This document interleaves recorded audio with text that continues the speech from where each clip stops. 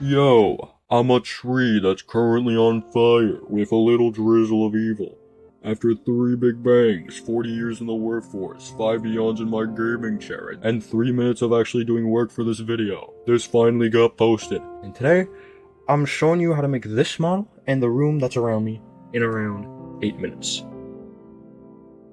You always need a blueprint before constructing an aquarium. A quote from Zeus. So, you only need one singular thing. Blender 5.0, a plan for what things you're going to do for the project first, basic Blender knowledge, a shit ton of tutorials, and a tree image. You'll see why this one's important really soon. I promise. Alright, so before we actually start off the tutorial, I'm gonna need you to like and subscribe because I'm a dirty little YouTuber that wants to be rich and not be employed. Thank you. And also I'm making this tutorial visual from now on, so you can actually understand my schizophrenic ramblings. Alright, so you start off by plopping in the image of the tree you probably look for in Google. Then you add a cylinder and turn down its amount of loop cuts. You don't need to, I just prefer keeping it more on the side of low poly. Then you extrude the top and mess up its posture. And then give it some loop cuts. Once you've done that, make one of its arms. Add another cylinder with the same amount of loop cuts. Then extrude it a bit and give it some funky shapes. Then a few loop cuts all around the arm. Then add some cubes, 2 long but thin ones, then one really fat one. Then subdivide all the cubes at the top. Grab the lines in the middle and stretch them out a bit. Then grab them all, align them around the body, then duplicate it, mirror it, and place it on another side. Now, the legs. Add in another cylinder. At the top of the cylinder, stretch it out and shrink it a little bit. Then grab the bottom of the cylinder and extrude it a bit until it has a length that you prefer. Then near the end of your leg, you're going to extrude it one more time, and then grab the bottom lines and stretch them out a bit to create your foot. It should look like what I'm about to put on screen. Then, like you did with the arm, you're going to duplicate it, mirror it, and put it on the other side. Then, you know what's on a tree?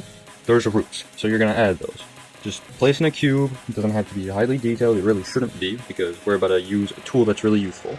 You're going to extrude it out once, you're going to twist it up a little bit, and then you're going to extrude again, so that you have kind of like a horn look. It should look like this. I'm going to do a lot of those visuals, so maybe just wait for me to say my instructions so that you can get the visual, just in case. Then, you're going to copy it a few times and just place it around the torso to get that desired look you want. So, now you're going to give them all a subdivision surface modifier at the same time. You just got to do it by grabbing everything at once, then going to the modifiers, and holding Alt before adding the subdivision surface modifier. And to apply it all at once, you do the same thing. You hold Alt before you press Apply. And then you're going to join it all together.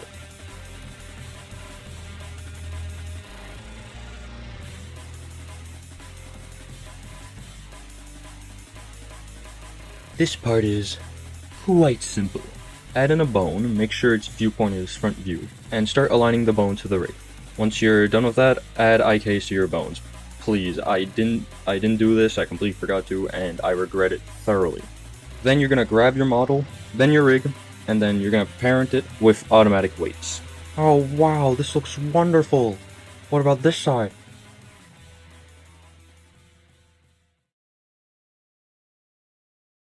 Okay, fine, I'll do it. If you haven't had fun trying to follow this tutorial, don't worry, this is the worst part. Cause I'm not even gonna teach you anything, I'm just gonna rant. So yeah, as I just said, I'm not even gonna teach you how to weight paint. All I'm letting you know is that to weight paint, you select your rig, then your model to weight paint. And you can find it up here with the object mode and edit mode. So, why am I not even gonna try to teach you this part of the process? Well, that's because, come here for a second. I'm going to read out how this experience was, and how I describe weight painting. Because the amount of arrogance you're going to hear from my mouth right here is awful. I started this part out thinking it would be easy, and the minute I clicked the option to weight paint, and clicked on a single bone, only one part of the rig was a black color. Oh yeah, black and blue represents a bone has 0 weight at that part. The hell are weights? Just go watch another tutorial, dude. And why did it do that? I don't know! So that's why I joined the entire model together earlier. Then I actually got to weight painting. And for some god-awful reason, I have like 40 extra bones that do nothing but piss me off in my collection. Why? I don't know. Anyway, I started off with the legs and thought it wouldn't take too long. An hour. I spent an hour weight painting a single leg. A single leg. So then, I got to the messed up arm. That part was easy. Then the torso, the head. Again, these parts weren't too bad and were fun to see come together. Until you realize how long this took. Because it took me 5 hours. Combine that with the 1 hour it took for my leg. It took 6 hours to just fix the body. Then, the fingers. The weights on all the fingers were messed up, and I thought, okay, why not just clean it all up first? And here, I learned something crucial, because for approximately 3 hours and 30 minutes, I was erasing weights from these fingers, and they kept coming back, again, and again, and again, and again, and again. And that's when I learned that Blender 5.0 has a stupid feature that automatically fills out weights for bones that control nothing. Here's a little example, okay? Put your blender away and look at the screen for a minute.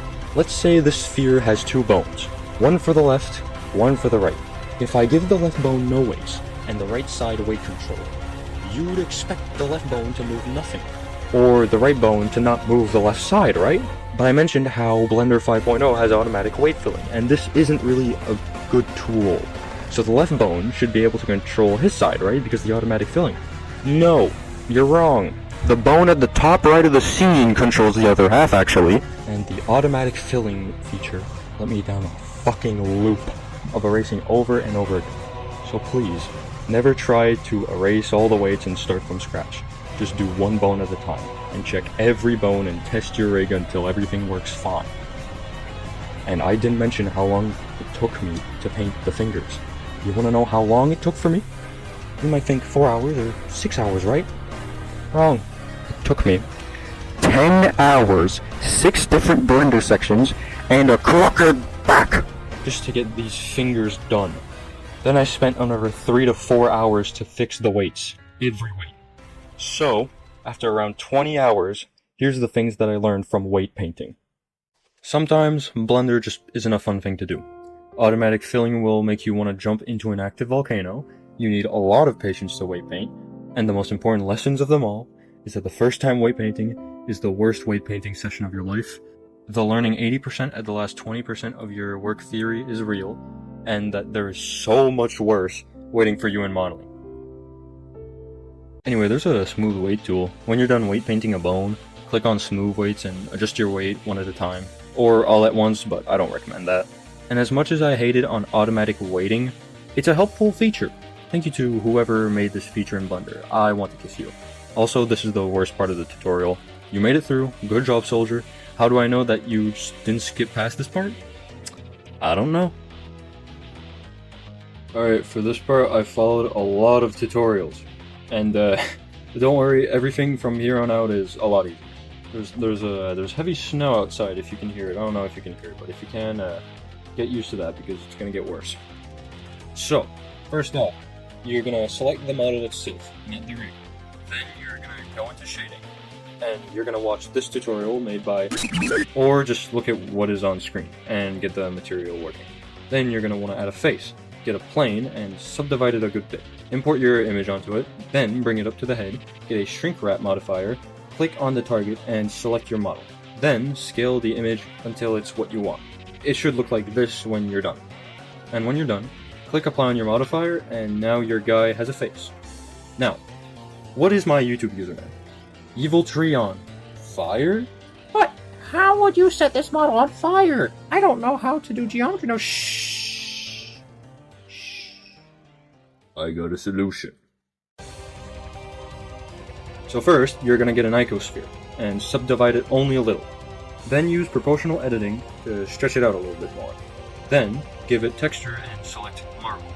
After that, add a displace modifier, select the marble texture you just created. Change its coordinates to object. To follow that, add in a empty plane axis, move it under your whole rig, then go back to the displace modifier and select the empty plane axis as its object. Then move your empty plane axis and you should get this little effect. So now that you've got the effect, here's what you're gonna do. You're gonna go into shading, copy all of this on screen.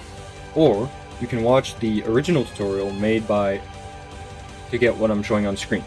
And I really want to make this clear, the toon shader and fire effect here, I did not make. I simply watched these two guys' tutorials and added little to no changes to the materials at all. Anyway, when you're done with copying the tutorial, or you copied everything I showed on screen earlier and now you're just watching me talk, you're gonna go to materials, go to surface, and change the two shading options right here. One to transparent BSDF, and one to emission. I figured this out with the help of this little short right here, made by... Then, you're gonna select the fire, then the rig, and you're gonna work hard. Once you're done you're done with the rig. Now that you're done with the fire and the rig, if that's all you needed, that's the end of the video for you. But, if you want to make a room, here's the steps to what you gotta do. Get 6 cubes and scale them into a room. Select the floor, then select the material from the tree model. Then make a new material so that you can change its color. You can do that by going into shading and clicking the number next to your material. Then select one of the walls and link the material of the floor. Then select the other walls and link the material of the original wall so that they all have the same exact material and color. Then link materials from the floor for the roof, make a new material and do whatever you want with it. And boom, you're done with the room. Now you're gonna add stuff to the rooms, they're just parts. So, this part is pretty simple. Just make some furniture and link materials to make new ones to change their color. And a few things to note, when you're making your furniture, make sure when you want parts to be different colors, make sure they are separated. And when you're done changing colors for your props, you can join them together. And when you're done with your props, fill up the room. And this is what my room looked like without the props, and this is what it looks like with the props. So now that you're done with your room and your rig, go to your room and turn on rendering. And you might notice that it's a little dark. So for that, just add a spotlight. Change its placement and adjust it how you want. These are the things that I changed for the lighting. Now that you're done with that, you might have also realized that when you move your rig, your fire doesn't change the space's lighting. And here's how to fix that. Add a point light and make it the child of the fire. Then move your rig around again, and it should change the lighting of your room a little. And again, if you're not satisfied with how it changes the lighting, you can change its settings. And here's the settings that I changed for my effect. For the camera, just plop in a camera, place it where you want, adjust it a bit, and when you're satisfied, you're done. And finally, after all that, you can make a pose. Open up the animation editor, press I to insert keyframes where your animation starts. Then go to another frame, pose your dude how you want, then press I to add the new keyframes for the new pose. Then just test your animation quickly to make sure it works. And you might notice that your fire isn't moving. To fix that, select your empty plane axis, go to the animation tab, add the first keyframe at where the animation starts, then go to another keyframe, move the empty plane axis how you want. I just recommend moving it only upwards. Then your fire should move during your animation. Also, for you, it might start off slow and then start moving like normal fire. To fix this, go back to your animation timeline, click on the little clock icon, then select the option with the name Graph Editor. Then select the graph that has curved lines upwards, go to Interpolation, and set it to linear, and it should be a straight line. Now your fire should be fixed. And there's your stranger model. That's all there is to this tutorial. Editing this audio was the worst experience of my life other than weight painting for the first time. I'll be back in 5 years.